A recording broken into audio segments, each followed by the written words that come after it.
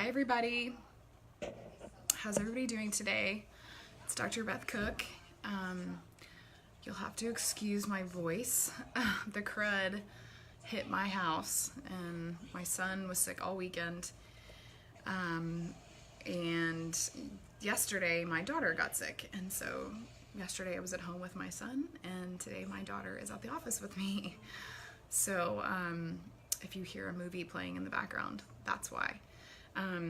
I just had a mint, so I'm hoping that my voice will hold up for this entire video, but I apologize for that. So, okay, so today I wanted to talk about PCOS. Dr. Flynn, I was going to talk about it on today anyway, and then Dr. Flynn did a video on his Facebook page. Dr. Patrick Flynn, the Hormone Whisperer, he did a great video on Saturday about PCOS, and so I figured I would just roll with that here. And I had some labs that I got recently that I wanted to show you and just emphasize how different PCOS can be. So hang on one second, since nobody is on yet. Hopefully somebody will be joining me so I don't have to be by myself. Let me share this video real quick. So first of all, I wanted to say that, hang on.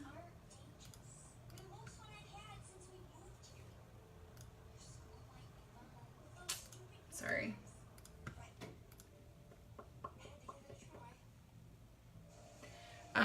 So first of all, we have been very conditioned,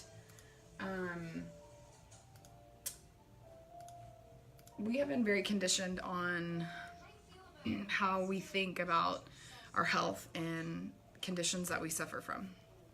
So, you know, most of the time when you have something going on with your health and you have some kind of health condition, you go to your doctor, and the reason why you go there is because you don't know what's going on with you, and you want what? You want a diagnosis. You want them to say, this is what's wrong, this is the name of it. And the reason why that's important for them is because that will dictate their treatment. So in the medical realm, in the allopathic realm, diagnosis is very important, because if you don't have a diagnosis, then they don't necessarily know what kind of treatment plan to take you on. So I'm not undermining diagnosis. I'm not saying that it's not important, but I don't think it's the most important thing, because I think that I have to look at you individually. I have to see what's going on with you specifically and figure out what your body needs. And a diagnosis is not going to necessarily help me do that. Diagnosis may help me lead me in what kind of testing, maybe. But more so, I'm trying to look and see what's going on inside of you. So the whole idea that you have to have a diagnosis to get treatment is a fallacy. So when I was looking up, researching PCOS and looking at what people are talking about on YouTube and on Google and things like that, two things people commonly say is they don't know what causes it, number one, and that there's no cure, okay? So that falls in that whole diagnosis idea, right? So if you have a diagnosis, then you could be quote unquote cured from something, right? So I'm not trying to cure you from anything.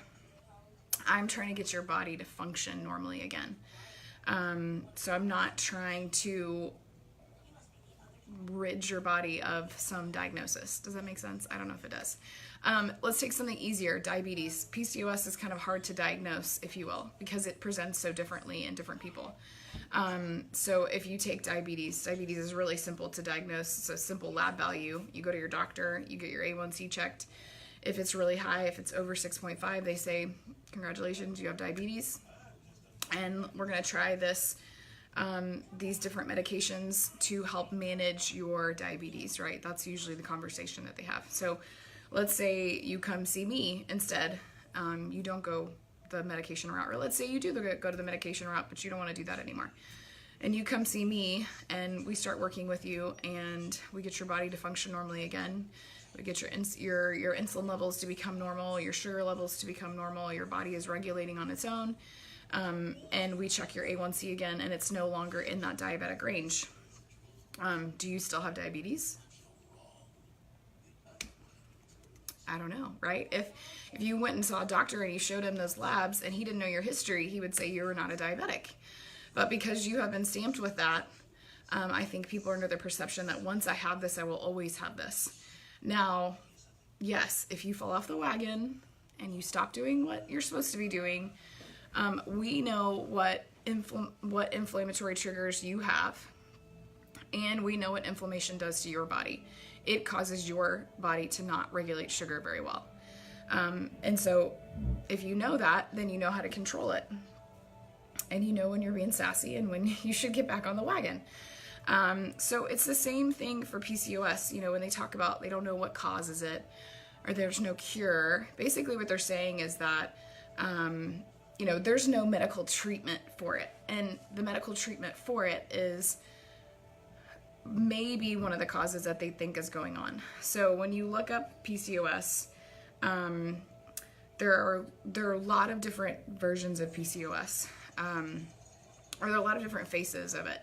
It presents very differently in a lot of women, but it is the most common hormonal imbalance issue in women that are premenopausal. So between girls that are cycling and women that are going through menopause, through that age range, this is the most common hormone imbalance that women suffer from. As Dr. Patrick says, just because it's common, it does not make it normal. So just because it's the most common hormone imbalance does not mean that this is normal. Your body, your ovaries are not supposed to produce cysts. You're supposed to ovulate. These are normal things that your body's supposed to do. So just because something is really common does not mean that it's normal, okay? So PCOS can be very different. That's why it's somewhat hard to quote unquote diagnose, right? So cysts are not necessarily needed for a diagnosis. Some women that have PCOS do not have cysts in their ovaries. Most women are overweight, but not all. There are a lot of women with PCOS that are of normal weight or underweight. Really just issues with weight in general. So women that are very heavy or that are really underweight. If you're somebody that's suffered with irregular periods, so, you have a period every 3 months, or you bleed every 20 days, or you don't bleed at all. If you have really irregular cycles, that could be an indicator that you have PCOS. Some other things that people with PCOS present with are, skin issues, so issues with acne or facial hair, male pattern baldness, so thinning of your hair. Some mood disorders are a big one too, just because your hormone imbalance is off, and I've talked about that before in other videos, so that can contribute to some mood disorders. And people with PCOS will often have, or sometimes they will also present with like high blood pressure, high sugar levels, high cholesterol, things like that.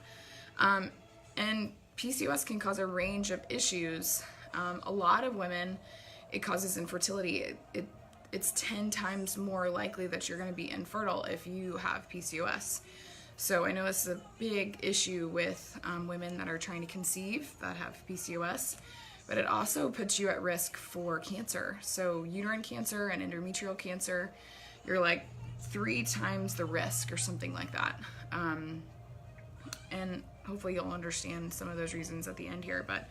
And then you're also 3 times the risk of having diabetes, stroke, and heart disease. And that's because of a lot of the metabolic issues that are going on when you have something like PCOS. So this is something serious. This is not something that you should brush off or I'll deal with later, or I know most patients that are, especially ones that are trying to conceive, are going to be the most urgent about it because they feel like they're on the clock, and they want to do something about it sooner than later.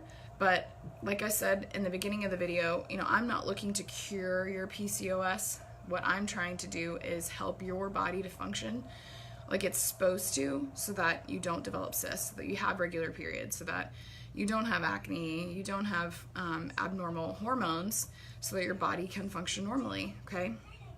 So oftentimes the treatments for PCOS, if you went to your doctor, are metformin. That's one of them, and that's because insulin resistance is very common with PCOS. A lot of women have it. They have those two things together. So metformin is a common treatment. And then also birth control. So let's say you're somebody who is not insulin resistant, and the only way that the doctor knows, that OB or PCP or whoever knows to control the formation of cysts, is to put you on birth control. They don't want those cysts to form, so they're going to put you on birth control. That's really their only tool. But if we can test you, it's funny. I saw, I looked up a video, and it's a medical doctor, and she's talking about PCOS, and the one thing she did not talk about at all was testing. Like, at all. She didn't even mention it. She talked about symptoms. She talked about, risks for things. She talked about treatment, and that was it. She said there was no cause, there was no cure. These are the symptoms, these are the treatments. That's it. And that is what is wrong with medicine. That is where they have it totally wrong, is that if you have something like PCOS, then we need to test you. We need to see what is going on inside of you. Why do you have this condition in the first place? We can't just say, oh, we don't know what causes it, so here's some birth control and good luck. That's so unfair. It's so unfair. Like, okay, my body's not broken, and I've been suffering with this for a while, so what are my solutions? And birth control is not a great solution. So, if you look up things on YouTube, you'll find how I cured my PCOS, or 5 tips to manage your PCOS, or whatever. And some of those may work and may improve your overall health, but they may not get to the root of what's going on, so that you know what your body is going through and how you need to go about changing that. So we have this little cycle that I've showed you many, many times. So we have this whole symphony of hormones that are supposed to work in tandem, basically. I'm not going to get into the nitty-gritty of them, but we can test a lot of these hormones. We have something called FSH and LH. That's this graph right here. And FSH is responsible for, it's called follicle stimulating hormone. It is responsible for making sure that your follicles develop. So up here, we have these little follicles, and they start to develop. And they develop into a mature follicle so that they can release. And that's important, because that's the normal cycle of a follicle. So sometimes what happens in PCOS is that you have abnormal hormones here, so this process does not happen correctly.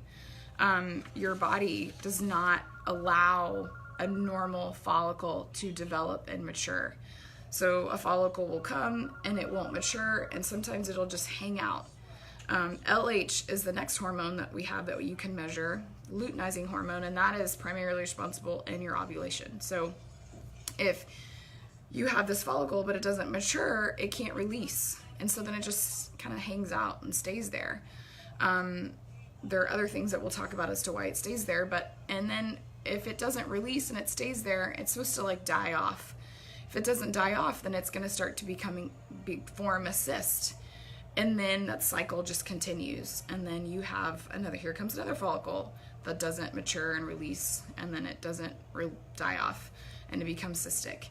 And so then before you know it, you have this ovary that's just full of cysts. So if we can measure your LH and your FSH, that can help us determine where your hormone imbalance lies. I've talked before in videos, you have your hypothalamic, pituitary, adrenal, thyroid, ovary axis. You have this axis that's so important in regulating our hormones. And if we can test those hormones, we can figure out where is that shift, where is that transition not happening. I mean, this has to be like a perfect symphony for all this to occur, right? We have to have really good balance for all of this to happen naturally like it's supposed to. And so if we test you, we can figure out where your imbalance lies and how we need to support your hormones so that they can rebalance. And then also looking at why are they off in the first place? So what do we need to do about that? But essentially, most patients with, some patients with PCOS will have really high LH and really low FSH. So what that means is that you never get that mature follicle stimulation. And that LH is going to stay really high. The other problem with that is that LH stimulates testosterone. So if you have really high levels of LH, you're going to have really high levels of testosterone. And high levels of testosterone means that you are not producing enough estrogen or progesterone. And those two hormones are really important for ovulation and for that normal cyclic pattern to occur. Like in a minute, I'll show you some tests that are, they both have PCOS and their tests look completely different. This is why testing is so, so, so important. Sorry, I'm looking at my notes here so I can stay on track. So high testosterone is one of the reasons, a very common reason that patients have PCOS. And we have another hormone called DHT, which is like a super strength testosterone. And sometimes what happens is that if you don't have that normal conversion into estradiol, instead it will go into DHT. And that's just like a vicious cycle. That's the women that you see that have facial hair and acne and thinning hair, things like that. And DHT is something that we can measure and we can look at and we can see, is this something that's happening in you? Is this something that we need to address?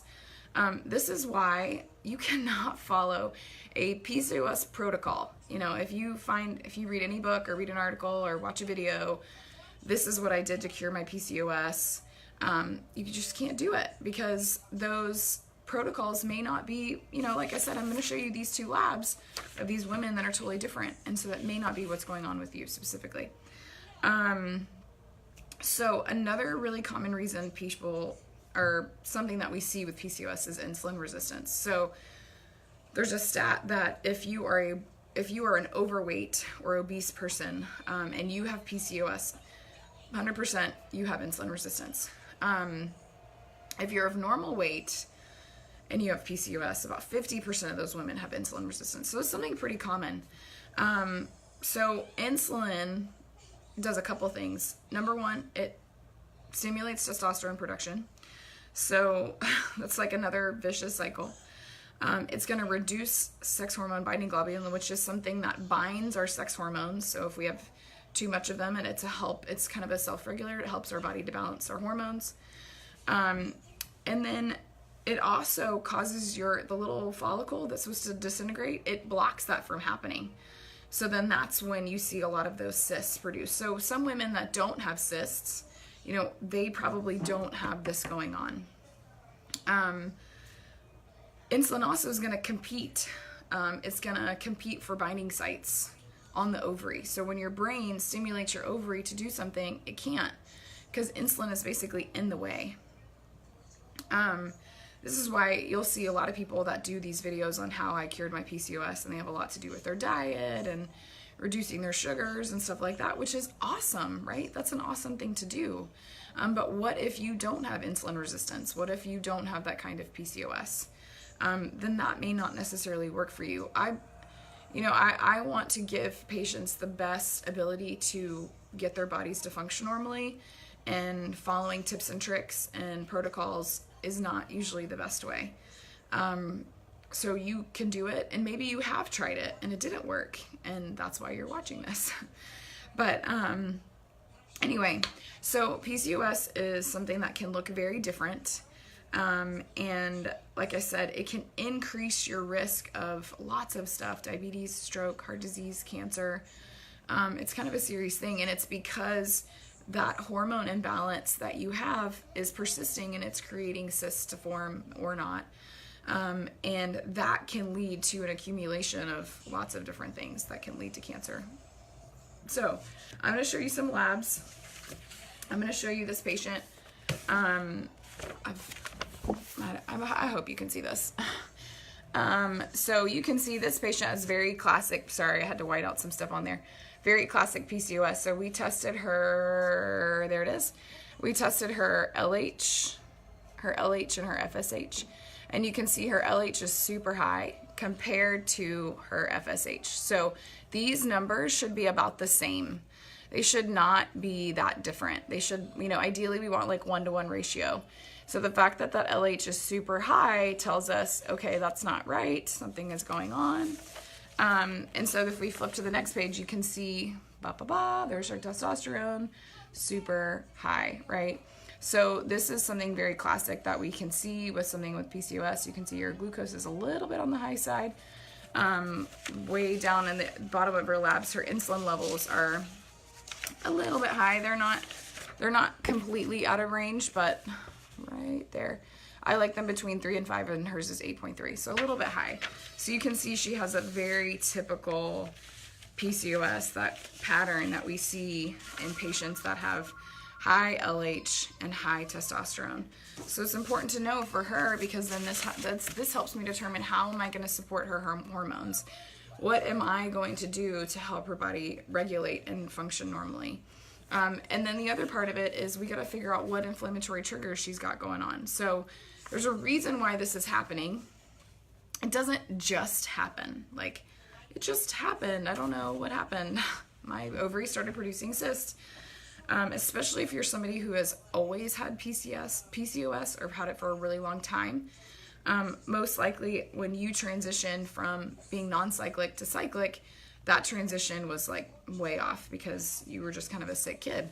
And those hormones were never had a shot. Okay, this is another patient. I don't think that she was ever diagnosed, but she did have cystic ovaries and she was infertile. And so she has the opposite. She has really high FSH and she has really low LH.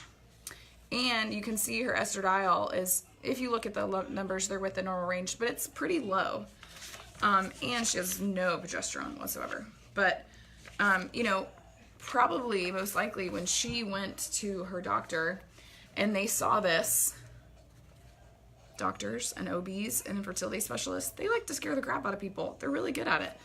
When they see this, they're like, oh my gosh, you're menopausal, your FSH is really high, your estradiol is low, you need to go for IVF now, or you're never going to be able to have a baby. But what they don't understand is tools on how to get this back in balance. Because it can go back into balance. If we figure out your inflammatory triggers and we figure out why your FSH is so high and your LH is so low and why your estradiol is low, and we can give you the proper supplementation. And this is just blood. This is not the Dutch test, which is with urine, which is a much more accurate way of testing your hormones. So if we did it with the Dutch, we'd have an even better idea of where those hormones are at. But for them specifically, I know they had other triggers, so I was like, okay, let's check the blood, and then we can check other things so we know what's triggering the body to be inflamed in the first place and causing the hormones to be imbalanced in the first place. So, what was I going to say? So one of these patients, actually, she doesn't have a period ever. She doesn't cycle. The other patient, who is very traditional, or typical, not traditional, typical PCOS, she just has very abnormal cycles. But my patient who has the really high FSH and the really low estrogen or estradiol, she got a period. She was like, oh my gosh, what's happening? I got a period. Like, this is awesome. It doesn't take long for your body to start to heal. Everybody's different. Some people take a lot longer than others. But I just think that's amazing that we can just give her a few tools. We're not giving her synthetic hormone. There's not even an LH or an FSH we can give you. That's why they scare you to go into the fertility doctor. But we can give you things that support your hormones so that you can start having a period like a normal woman, like a normal cyclic woman. So if we can test you and we can figure out what's going on, what is wrong with this whole cycle, what's wrong with this whole pattern, and where we need to support you, then we can help to determine how do we get you cycling again? How do we get you to ovulate again? How do we get you to have normal periods? How do we eliminate all these other symptoms that you're experiencing because of the PCOS? Like I said in the beginning, I'm not here to cure your PCOS. My goal is to help your body to function like it's supposed to, so that you can have a normal cycle, so that you can conceive. Like I said, infertility is really high with women with PCOS. That's a huge population of patients that have trouble conceiving because they have PCOS. So if we can help your body to regulate its hormone balance and give you that hormone balance back by reducing those inflammatory triggers, then you can have a normal cycle again. So, like I said earlier, Dr. Patrick did a video this weekend on PCOS. He talked a lot longer than I did. Mostly my voice. I don't think I can handle any more talking, but so like I said, he has a video that he goes into a lot more detail about different things. But go watch that video and see what he has to say, and see his perspective. His perspective is just like mine, because he trains me. But and anyway, so if you have PCOS and you have not been tested, if you haven't had any of these things tested and somebody gave you birth control and said good luck, or gave you metformin and you're miserable, or you know that you don't really want to be on this drug, there are solutions. Like, you don't have to be on metformin. There are solutions. I see patients all the time that we can get them off of those medications. We give them better solutions. So just know that there's hope, especially if you're somebody who is struggling to conceive. There is hope. There are tons of things that we can do to get your body back in balance. If you've been to an OB and they have scared the crap out of you by showing you some of these hormone values, then just know that there is hope, that you do not have to run to the infertility specialist and get IVF right away. I'm not saying that that's not something that may be necessary for you, but for majority of people, there are things that we can do to regulate your hormones on their own, so that you don't have to do things like that. So, yeah, if you have questions, reach out to me. I do an inflammation talk at my office every other week. I am not doing it tonight. It was scheduled for tonight, and my voice and my body cannot handle it. So I will be going home to rest. I will probably do a makeup next week. But if you want more information about that, I will post a link in the comments. Message me. Send me your questions that you have. If you know somebody that's struggling with PCOS, please share this video with them. I know that sometimes when you get diagnosed with something like that, it can kind of feel hopeless. Like, this is just something that I'm gonna have to deal with for the rest of my life, and this is my only solution, being on birth control or metformin or spironolactone or whatever they may use. But share this video with them so that they can understand that there are solutions, that if we can test you properly, the testing is not difficult to do, but if we can test you properly, then we can figure out what's going inside of you, that we don't have to follow your PCOS diagnosis or protocol to determine our treatment, that I can figure out what's going on inside of you. This treatment is very individualized. These women are totally different. Their lab values are totally different. So I'm not going to treat them the same way. They are going to have 2 different treatment plans, because they have different things going on inside of them. So just remember that. Next time you pick up an article that says, how I cured my PCOS, just put it back down, or read it for the information, but just know that that person has something different going on than you do. There are so many different faces of PCOS, so many. That's why it's polycystic ovarian syndrome, not disorder, whatever. So I was diagnosed with PCOS in high school. They put me on a heart medication. It was years of messiness. Oh man, I bet. Oh my gosh, heart medication, huh? Maybe something like spironolactone, because I know that they use that for blood pressure and a diuretic, things like that. That's really interesting. Well, if you never got tested, Amy, you should reach out to me.